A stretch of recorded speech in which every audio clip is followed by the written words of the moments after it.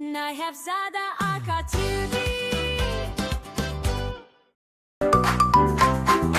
Ev heyvanlara.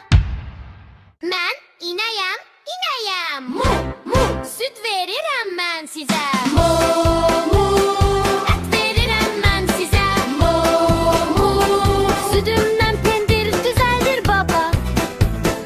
Ətimdən yemək pişirir ana. Mən toyuğam.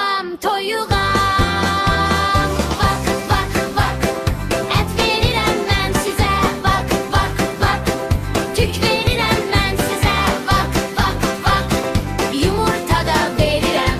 Faydalıdır çox. Uşaqlar onu yeyir. Olur tox.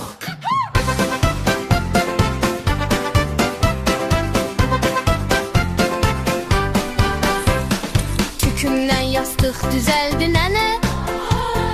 Yastıqda yuxu gətirir sənə. Mən qoyunam.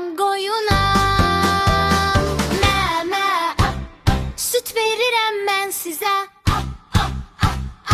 Ət verirəm mən sizə. Yar verirəm mən sizə. Yanımda yorğan düzəldir nənə. Yorğan da istilik gətirir sənə. Mə. Kanala abone ol ve videoları like et.